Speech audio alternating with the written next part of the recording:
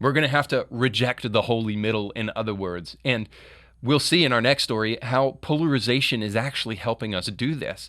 I've talked about it on the show before, but polarization is actually a good thing. I know people think it's divisive and we don't need a divided America and we're close to civil war and all of that stuff. But actually, I want to argue that polarization is a very, very good thing.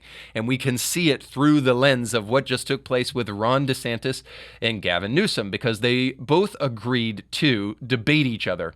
And in a Fox News article, it says this: Florida Governor Ron DeSantis announced on Wednesday evening that he has accepted California Governor Gavin Newsom's debate challenge. DeSantis accepted the challenge during an interview on Fox News with host Sean Hannity, and he will host the debate.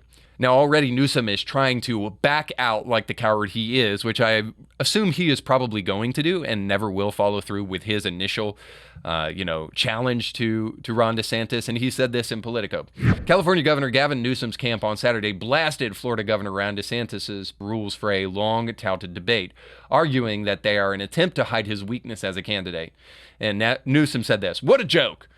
DeSantis' counterproposal is littered with crutches to hide his insecurity and ineptitude, swapping opening statements with a hype video, cutting down the time he needs to be on stage, adding cheat notes and a cheering section."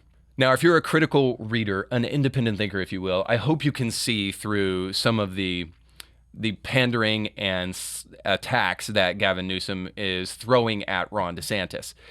This is nothing more than the wiggle room that Gavin Newsom needs to back out of this debate. Because, of course, he could write back to DeSantis' group and say, hey, we challenge these things, we accept these things. But he's not doing that. He's making this very public and making this very nasty, because that's the kind of man Gavin Newsom is.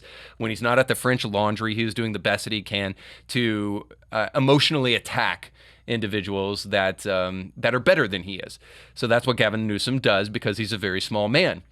So he's doing the best that he can to set the precedent for his eventual wiggling out of this debate in the future. But more broadly, I want to make a point here. A lot of people think, why is Ron DeSantis going to debate Gavin Newsom? After all, Ron DeSantis is running for president, and Gavin Newsom is just some hack in California destroying a major state. And here's why I think this is mostly important. First of all, it's very likely that Joe Biden since he has moved past his vegetative state, is not going to be the presidential nominee in 2024. Highly likely that somebody like Gavin Newsom will step into a dark horse role and be that nominee. We don't know that to be sure, and I've prognosticated that would be the case in the past, and so I'm not going to take a hard stance there, because predicting the future is kind of a slippery business. But all I can tell you is that it is very likely that Gavin Newsom steps up into this position. And Ron DeSantis is kind of floundering in the polls compared to Trump, who seems to be the subject of endless indictments on the left, which, by the way, just a quick question about that. If Donald Trump strangely dropped out of the race, do you think some of these indictments would also strangely disappear? It's almost like the left is trying to rig yet another election in their favor through all sorts of mechanisms, like maybe claiming the president to be racist, creating the precedent for once-in-a-lifetime race riots in the city streets and blaming the president for all of that. It almost seems that the jig is up yet again as we draw closer and closer to voting for president, that the media has put all of their guns on the table and are ready to create a fight. So, side note, but nonetheless, if Ron DeSantis does actually take the nomination, this is going to be a very important thing for Ron DeSantis. He needs to do something to stir up the base. He needs to do something to create some traction, and this is something that I think will do that. Beyond that, the most important point here is that the power of polarization provides the precursor for this debate. When in the past have you seen this kind of thing happen before, where a major Republican candidate for president now is debating a kind of another lightning rod figure on the left? When have you seen these kind of things take place, except in a society that is clearly polarized? In other words, I'll just say this.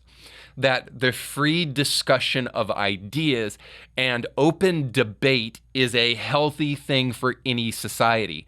And it is only because of polarization that we are not merely hearing leftist nostrums and rightist nostrums and believing those things, but we actually get to hear those ideas tested before us. This really is an important turn of events, and it is brought to you simply by the power of polarization. If it weren't for polarization, we wouldn't be having this debate. And I think it's really, really important because we're going to get to hear these ideas tested. Now, it doesn't mean that we discount the ability of a person to debate better than another person. Sure, that's always there, but we also are honest about the fact that when we can hear these ideas scrutinized, we can see if they actually stand to reason rather than just hearing the sound of one hand clapping, which, by the way, you should always be very leery of because one hand doesn't clap. So when you're only hearing one side, you're forgetting that there's another side to the story. This goes left and right. And again, debates bring that out. So in other words, polarization forces us to focus on issues. They bring issues to the fore rather than us just merely debating platitudes and pontificating and navel-gazing. We actually get to debate the issues and really see them for what they are. And that's an important thing for all of us. More importantly, polarization does this. It forces the middle to crumble. For those who want to stand on the middle on issues just simply because it takes less effort to actually think about where you actually stand on these issues, this is important because when the middle crumbles, it forces you to a side. And there are many things in society today where people are standing in the middle where they do not need to. For instance, there is no middle ground on abortion. The death of a child in the womb is a travesty that needs to be ended as quickly as possible. It is an injustice. It is awful. And regardless of whatever situation a woman may find herself in, it is never right to murder a baby as a solution to that thing. The more we move away from a culture of death, the better. So there isn't middle ground. As much as people want to talk about rape and incest and life of the mother and all of these things, let's just quit using exceptions to be the rule because the vast majority of abortions that take place in America are simply done out of convenience for the mother rather than life of the mother. So forget all the nonsense about my body, my choice. And let's just really talk about what we're talking about. When the middle crumbles, you can't stand on those kind of inane kind of postulates. You actually have to think critically about these things. And when you do think critically, you find yourself not very often in the middle. I guess that's what I'm saying. And so polarization has become a really, really good thing because it's made us understand that we have to pick a side, and we better make sure that the side that we're standing on can stand up to scrutiny, because seductive lies, and they are all around, are the very necessary tools to attack those with a very thin worldview. And the only way to protect against seductive lies is to develop a strong worldview.